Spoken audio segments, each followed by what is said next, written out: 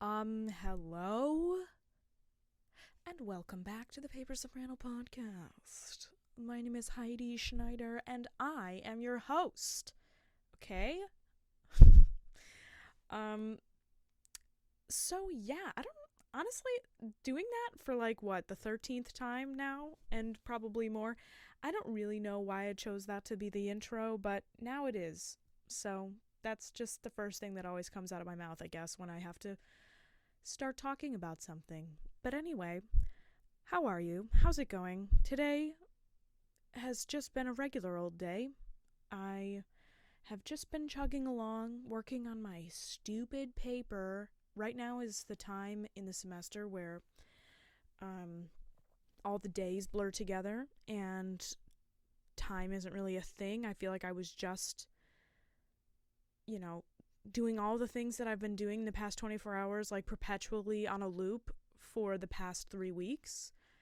And in reality, that's exactly what I have been doing. So, yeah, it's just been a very strange couple of weeks, but you all know, when you're writing those papers, you're getting it done, finals, all of those stupid, terrible things that we go through.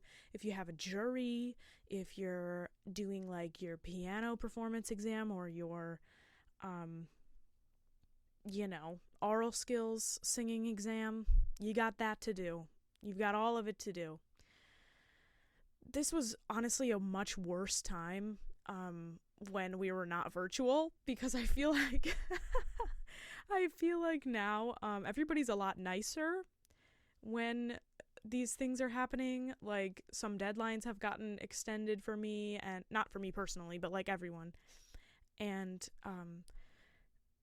everybody's just a little bit nicer, which is very kind. I'm very appreciative of it. I really appreciate the whole,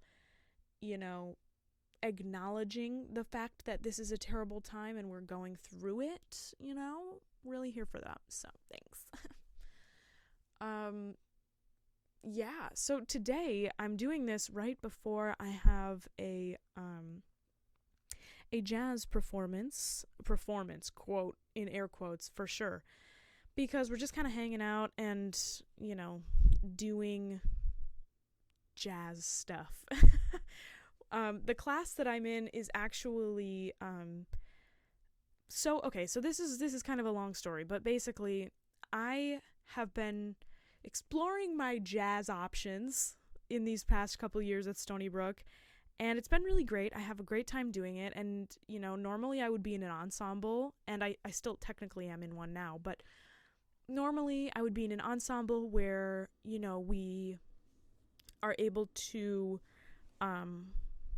obviously perform together and, jam and have real live action and not have to, send things back and forth to each other over the internet. And it has been really nice. Like, I remember my first semester in jazz at Stony Brook was, I think it was just my first semester of my master's. I think I've been in a jazz ensemble for all of the semesters of my master's, and now I'm still technically in one in my first semester of my doctorate. But basically it's like the jazz program at Stony Brook is relatively small, like pretty small and upcoming. We do have, world-renowned, obviously amazing superstar galore, Ray Anderson, heading the program, which is phenomenal, and he's just a wonderful, wonderful human being. If you go to Stony Brook and you have not interacted with Ray Anderson, girl, you are missing out, because Ray is just this beam of light, and he's super, super knowledgeable of all things jazz, and just really speaks his own language that's also very informed by the jazz tradition, and just wonderful. And there's so many TAs and other graduate students that basically run these combo classes, right? So there's, a small number of my colleagues who, we're on the same like academic field, but they run these combos. But I obviously am not a jazz person. I wouldn't consider myself a jazz person, but I really wanted to be in it. So basically I'm in like undergrad classes for jazz. Like my combo mates, like the people who are also in the band, or the group, whatever you want to call it, because they're small ensembles. So whoever's in that is usually an undergrad, and usually the band leader is a grad student, except for me, because I am a grad student, but I'm also in the band. So it's been really fun. When I started out, I was very much upfront about how I didn't know a darn thing about singing jazz. And honestly, I have about the jazz knowledge right now of like a 3-year-old. Like, maybe not a 3-year-old, but like, 2 years and change of like knowledge of jazz, and I'd like to consider myself a singer first and foremost. So like obviously I have technique, I would hope. And singing jazz is just like, it's like thinking of yourself as like a speaker. Like you can speak, you have the ability to talk, but like you just now have to learn a completely new language. Like obviously you can speak, but forming the words and learning the alphabet and making sentences and then having something to say, like that's really the hardest part. You can learn a new language and study all the time and learn vocab words and be really good at, sentence structure or whatever. But if you really don't have something to say in the end, that's hard because, then what are you doing? What's the point? In any style of music, to be honest, but specifically in jazz. And while it is difficult to have something to say, it is also no small feat to learn the language, which is what I am currently doing.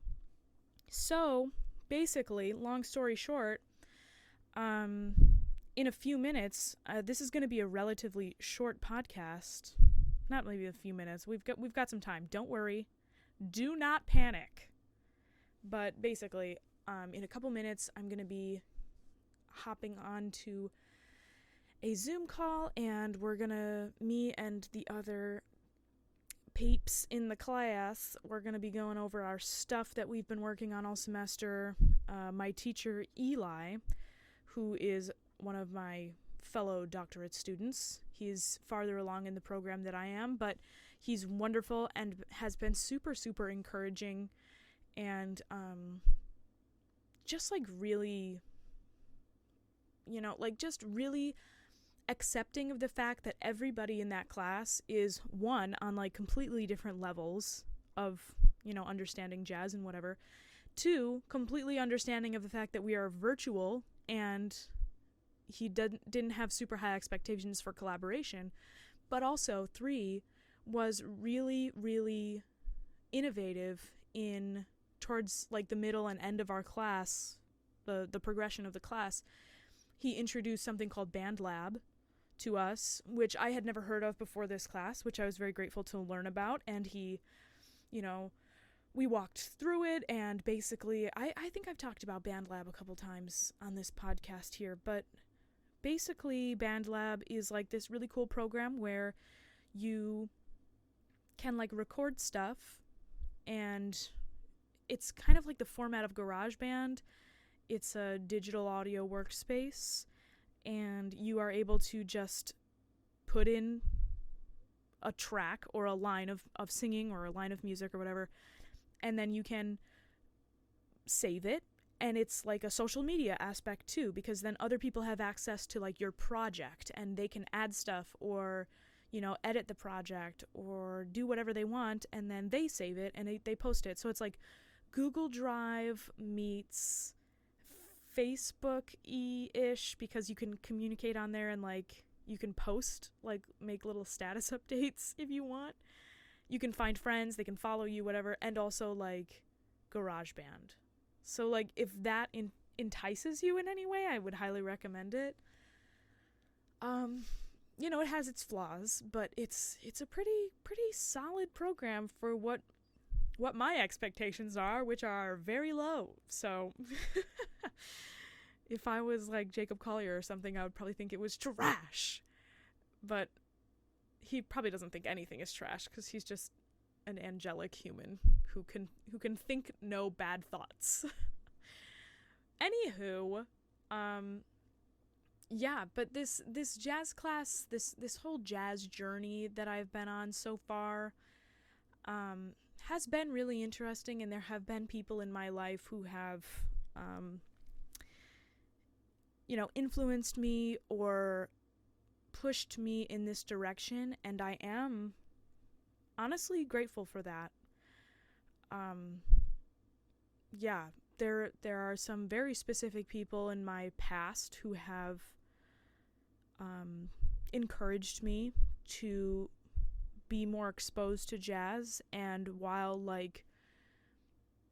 certain things happen and your relationships with certain people can get whatever messed up, or you fall off the face of the earth to some person and whatever, for a time I was nervous that my relationship to jazz would be attached to certain people, and that jazz wasn't really mine. I couldn't claim ownership of it because I wasn't the one who discovered it for myself, you know what I mean? Somebody else helped me to discover my love for jazz, and specifically jazz vocals and things like that, and I don't really feel like that now, which is comforting because I don't know, it's hard to say. Sometimes I do feel like it's too difficult to listen to, which is really sad. Sometimes I feel like it's difficult to listen to an entire genre of something because of certain connotations and certain things I might have experienced in the past with jazz. Jazz is very new to me, and very very fresh. So a lot of the things that I have to do with it are very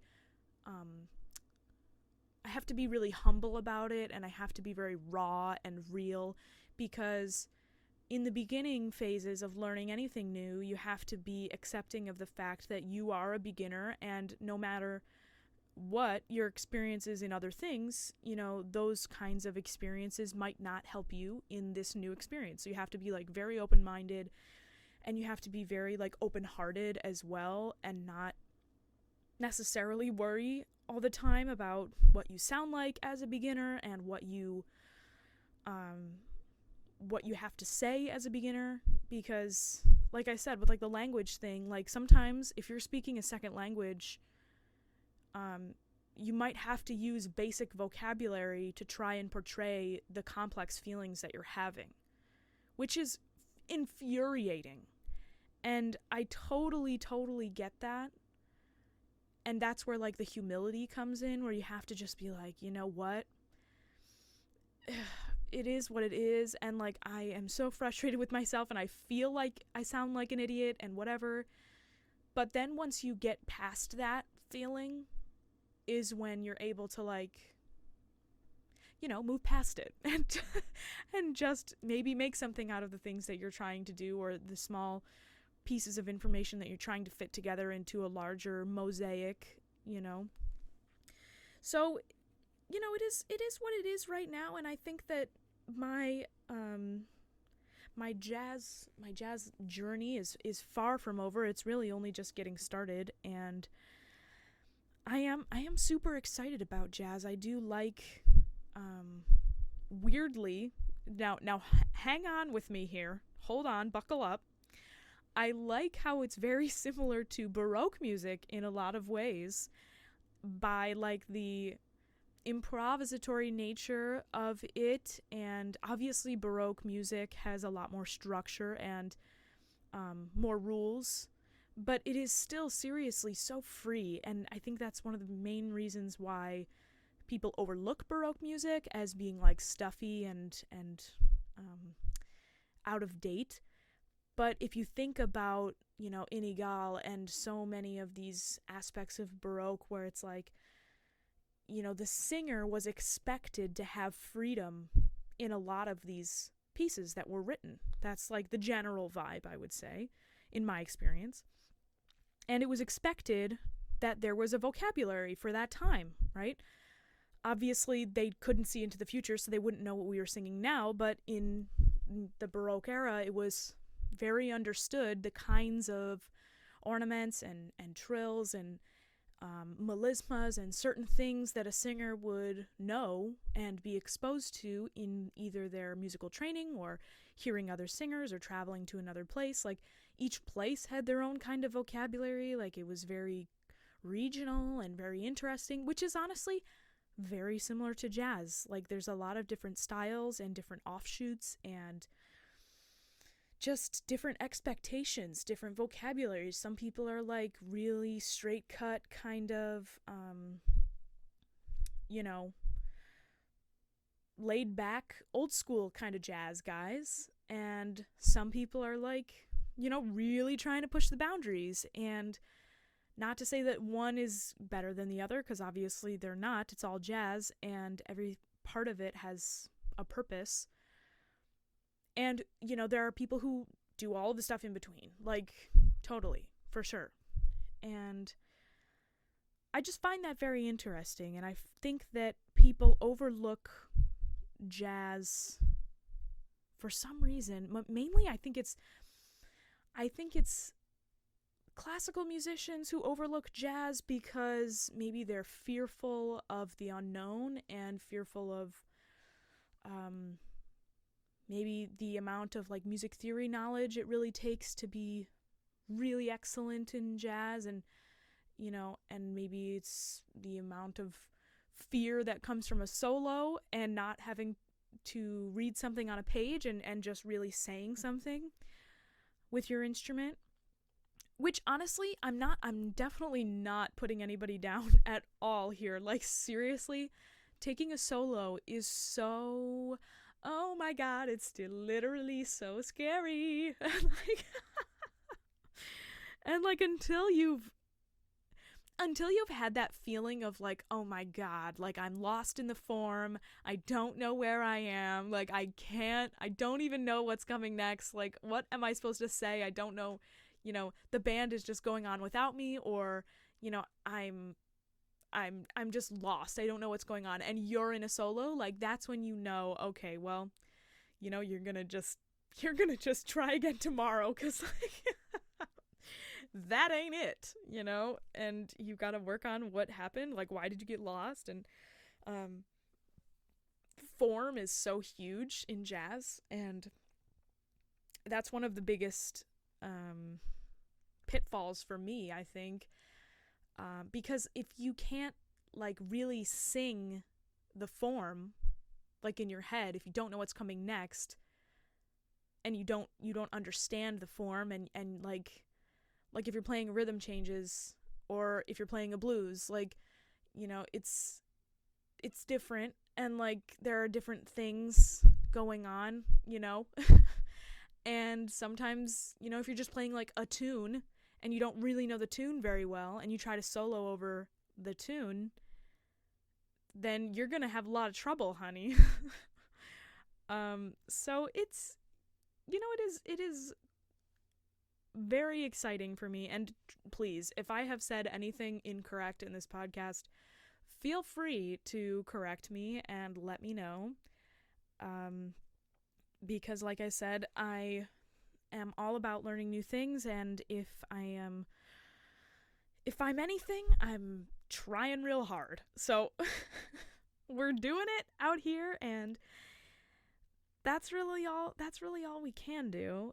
And I totally, if you're a classical musician listening to this, or if you do not participate in jazz per se, like maybe you're a contemporary artist, or maybe you are a pop artist, or whatever, like you're interested in musical theater, I don't know, like I encourage you to explore jazz in a way that is very like childlike. Like, just go through it and like Start listening to stuff. Start listening to stuff that you like. Don't feel like you have to listen to things that you think are corny or cheesy, or, you think it's noise, or you don't like it for some reason. Then don't listen to that.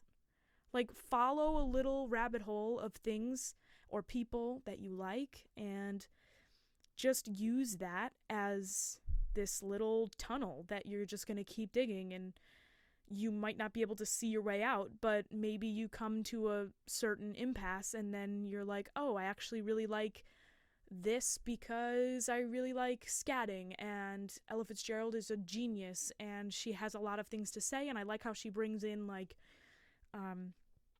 elements of little folk tunes and nursery rhymes, and she brings in other songs and uses humor in her solos, which is so great and uplifting and unique. And that's why I listen to Ella Fitzgerald, and I'm gonna keep listening to her. And then maybe you move on and you find yourself listening to Nina Simone, and you're like, yeah, wow, she's has a really powerful message, and she's got some really intense delivery of things, and it can be very dark, and I really dark in like a very brooding look at yourself in the mirror kind of way, and I love that.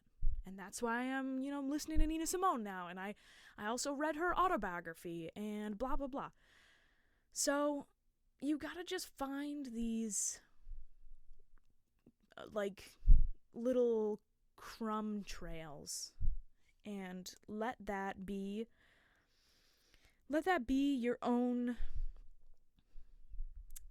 like your own way. Like, there's no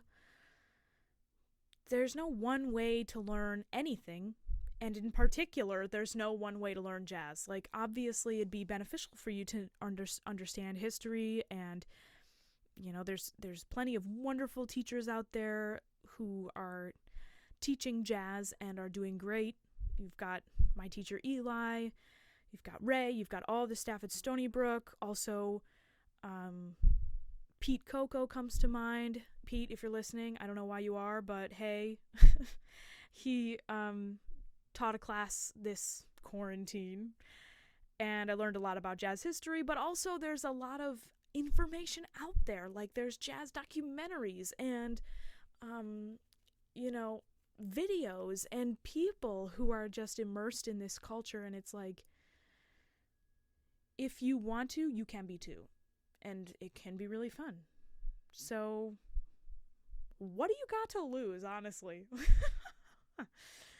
I feel like this whole podcast has been like plugging jazz, but in reality this is just me like justifying how much time I've been like, not how much time, because I feel like I space out my genres, my opera, my baroque, my jazz, my contemporary.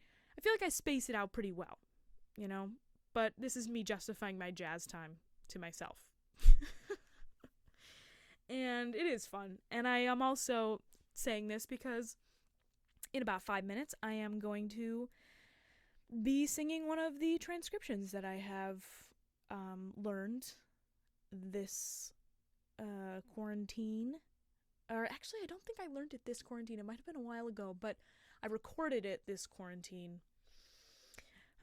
It is Ella Fitzgerald's Cottontail. Very fun. I also did Airmail Special, and I'm still working on her Blue Skies solo.